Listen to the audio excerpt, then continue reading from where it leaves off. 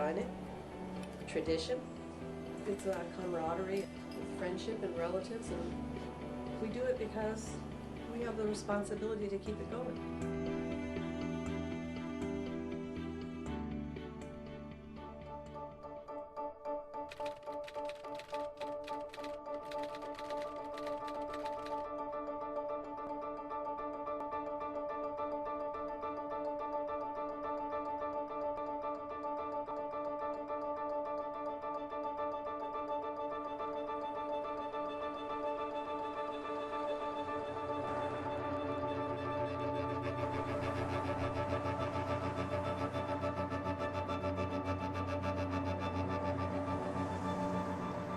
I have lived in Verboort my entire life. I've grown up with the traditions, the people, the same families for as long as I can remember.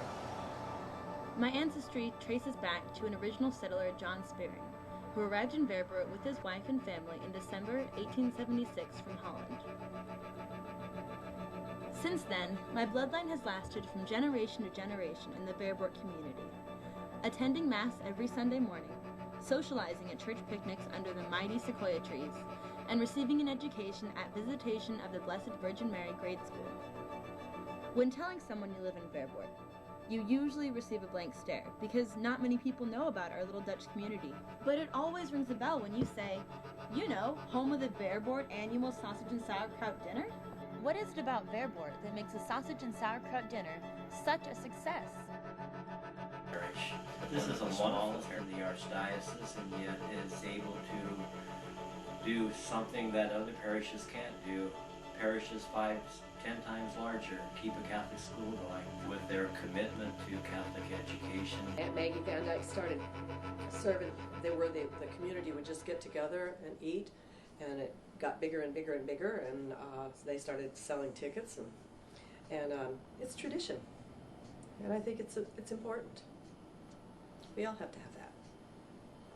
If you're happy where you are, that makes it home. If you're happy. And I can't think of anything else any other place I'd want to be. Isn't that fascinating how these people, so many people in the parish, and yet they all work together and everyone does a job and it just runs so smoothly, everyone doing this and that.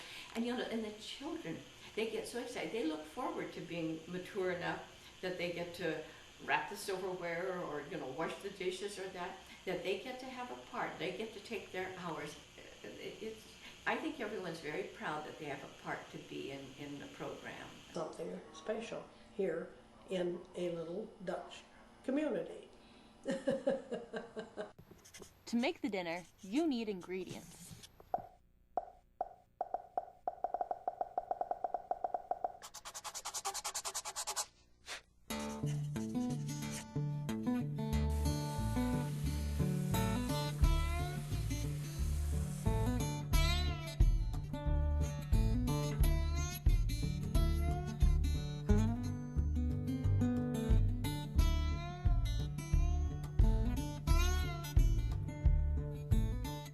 The apples are cooked in steamers so that they don't burn, and then we run them through strainers to get any of the peels and stuff like that out, and then they're put in 5-gallon buckets.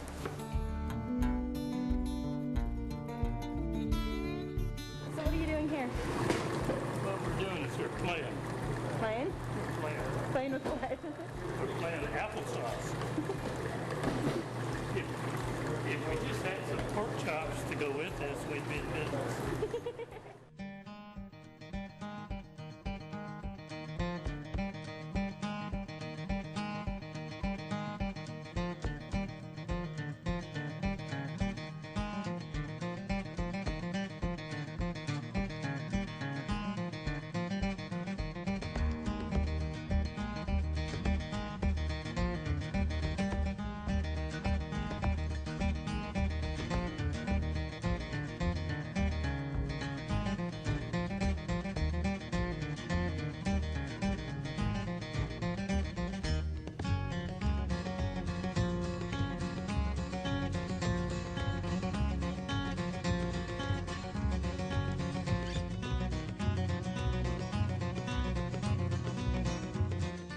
What is in sauerkraut?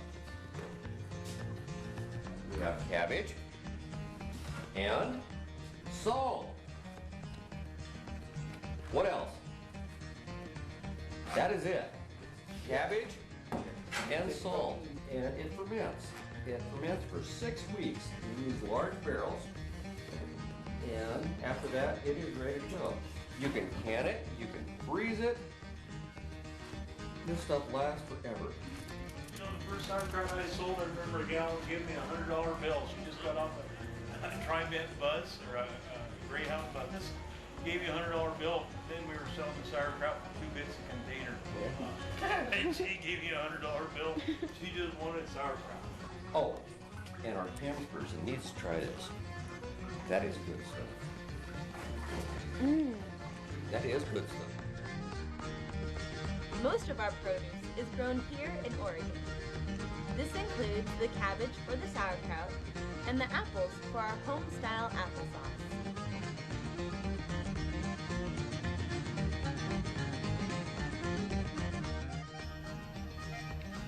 So not only do we have fresh, homemade applesauce, we also have a salad recipe that has been kept a complete secret ever since the beginning of the dinner itself.